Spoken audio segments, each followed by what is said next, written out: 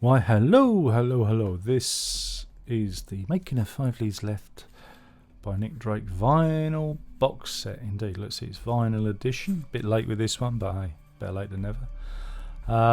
It comes by one of these blooming fake Obi strips, which just get crumpled and, worn. I don't really see the use of it, but there you go. But yeah, this is a little bit of damage in transit. Came all the way from Ireland, so it did, to be sure. But hey, I'm not sending it back because the records play all right. So yeah, this is a lovely collection that compiles some very old demos from Nick Drake. Again, one of these was in an old drawer. Beverly Martin. She had it in a drawer, and here we have it here. It's on the first disc, and yeah, it's a remarkable collection. As you can see, the vinyls are lovely and vinyl. A little bit of dust on because I've played them and need to clean them off. But yeah, they come in the reproduction of the sleeves. I wouldn't say they're particularly premium, but they're kind of in that midway point in terms of cardstock. And this is the second disc. You've got something like 30 unheard demos in this collection, and there we go, another disc there for you. And there's also the original album, which has been remastered or repressed from the 2000 master, because the current master tapes are a little bit degraded apparently. So yeah, I think they did it from a digital master, so there'll be people who are probably foaming at the mouth at the knowledge of that, but only your dog can hear the difference.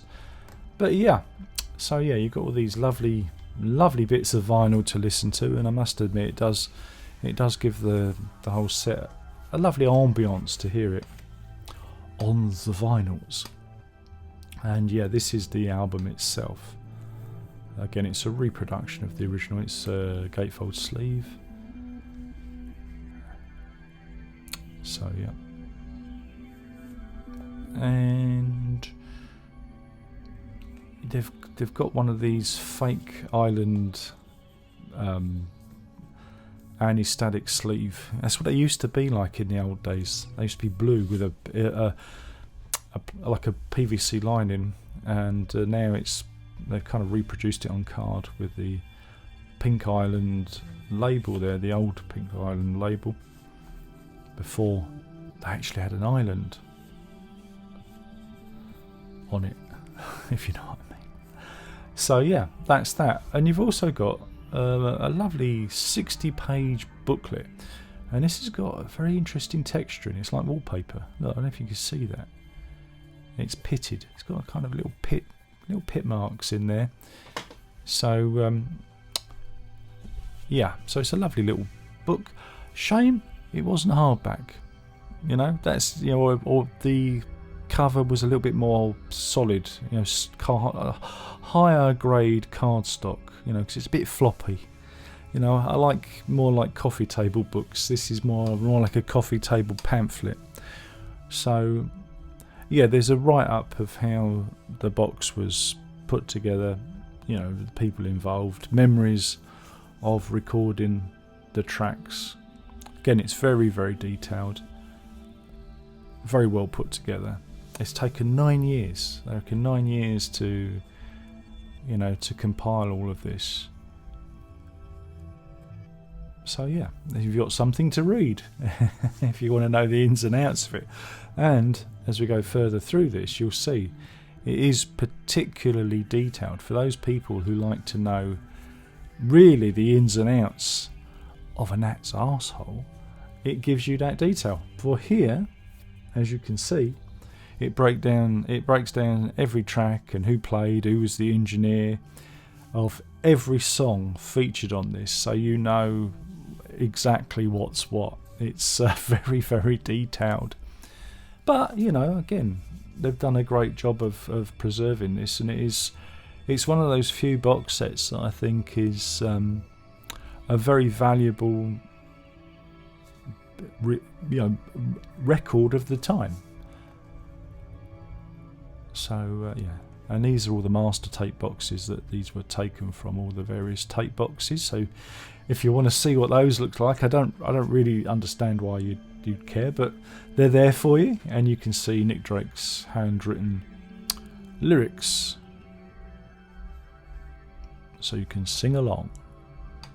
So yeah, it's a really well put together set. I'm hoping that they're going to do another repressing of it.